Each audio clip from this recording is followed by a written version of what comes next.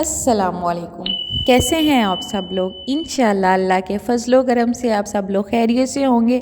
अगर आप लोग मेरे चैनल पे नए हैं तो काइंडली मेरे चैनल को सब्सक्राइब लाजमी कीजिएगा और बेल आइकन का बटन लाजमी प्रेस कीजिएगा। आज मैं आप लोगों के साथ सबकी फेवरेट रेसिपी शेयर कर रही हूँ, यानी कि जिंगर फ्राइज़ बनाने की रेसिपी। ये आपको पता है बच्चे बड़े सबको इतनी ज़्यादा पसंद होती है कि बस बनाने खड़े हो जाओ तो बनाते ही रहो, ना बच्चों का पेट भरता है और ना बड़ों का। तो आजकल आपको पता है वैसे ही पोटैटो का सीज़न इतना ज़्यादा है तो बस फिर असी भी पूरा तोड़ा ही मंगवा लिया आलूओं का। आज मैं आप लोगों को जो है वो जिंगर फ्राइज़ बनाने का तरीका बता रही हूँ, फ्रेंच फ्राइज़ का नहीं। और ये बहुत ही ज़्यादा मज़े की लगती हैं।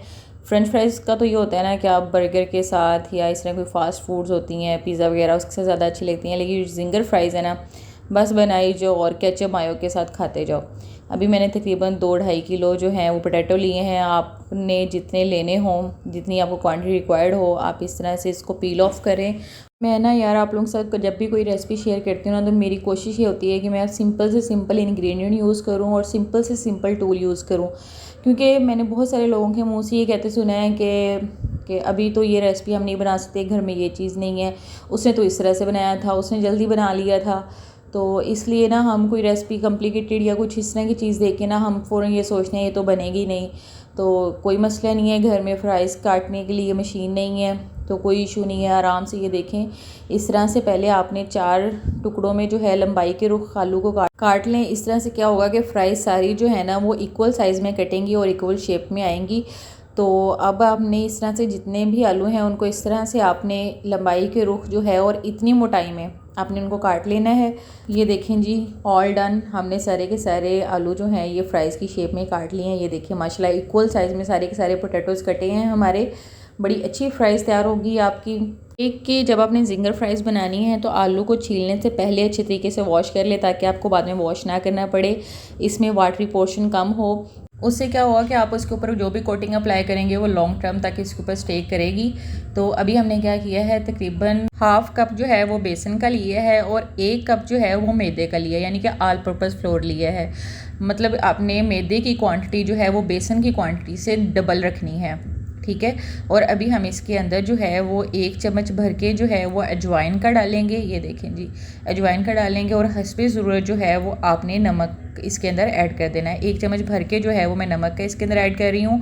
अगर आप लोग फ्राइज़ स्पाइसी पसंद करते हैं और आपको मसाले वाली स्पाइसेस चाहिए हैं तो आप इसके अंदर रेड चिली पाउडर और गरम मसाला भी ऐड कर सकते हैं। लेकिन मैं सिर्फ इसके अंदर नमक अजवाइन ऐड कर रही हूँ, क्योंकि ये इसी से टेस्ट बहुत ही अच्छा देती हैं।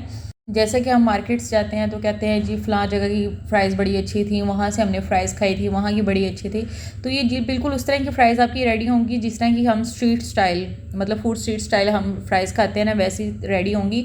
और अगर आप लोग जो है ये लार्ज स्केल पे बनाना चाह रहे हैं, मतलब कोई अपना बिज़नेस वगैरह करना चाह रहे हैं, तो आप थोड़ा थोड़ा करके पोर्शन फ्राइज़ का काटें ताकि आलू पानी नहीं छोड़े, और थोड़े थोड़े पोर्शन को करके जो है ना वो ये मैदा और बेसन लगाएं, ठीक है। इकट्ठा सारा नहीं लगाएं, क्योंकि आलू जो हैं वो पानी छोड़ना शुरू कर देते हैं। तो उससे क्या होता है कि ये जो आपका ड्राई इंग्रेडिएंट आपने ऊपर लगाए होते हैं ना, ये ऊपर से उतरना स्टार्ट हो जाते हैं।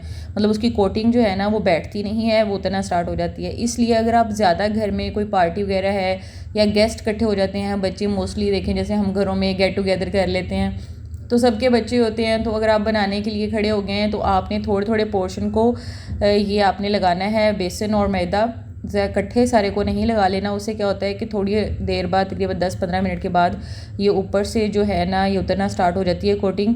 तो आप साथ साथ लगाते जाएं और साथ साथ इसको फ्राई करते जाएं। लेकिन हमारे पास क्योंकि क्वांटिटी इतनी है कि ये हम तकरीबन 15 से 20 मिनट तक ये सारी की सारी फ्राई हो जाएंगी, इसलिए हमने इसको एक ही दफ़ा में सारे का सारा बेसन और मैदा लगा दिया हुआ है।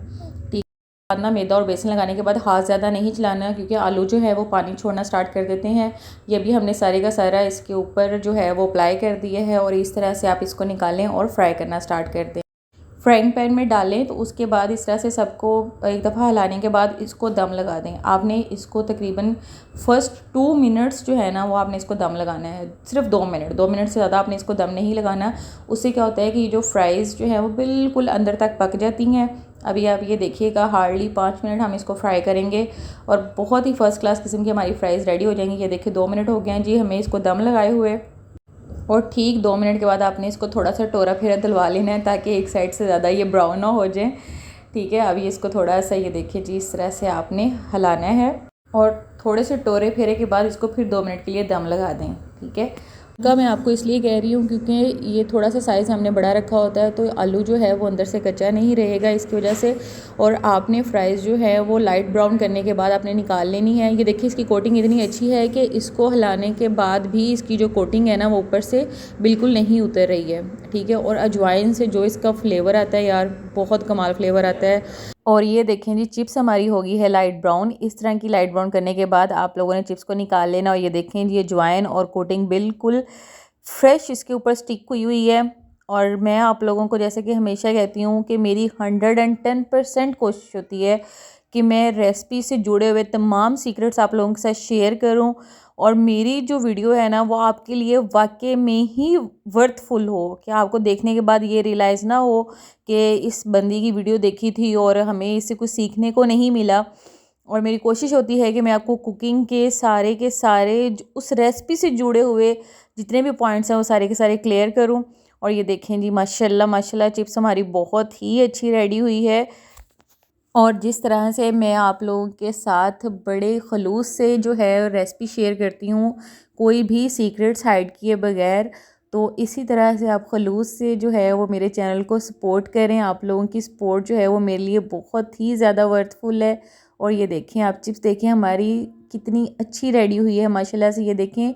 और इसकी कोटिंग इतनी क्रंची होती है और ये अंदर से इतनी सॉफ्ट और इतनी मज़े की चिप्स रेडी होती है ना कि आप लोग मुझे दुआएं देंगे कि ये वाकई में ही इतनी अच्छी रेसिपी किसी ने हमारे साथ शेयर की है। और इसी तरह से हम सारी की सारी फ्राइज़ को जो है वो फ्राई करके इस तरह से निकालते जाएंगे।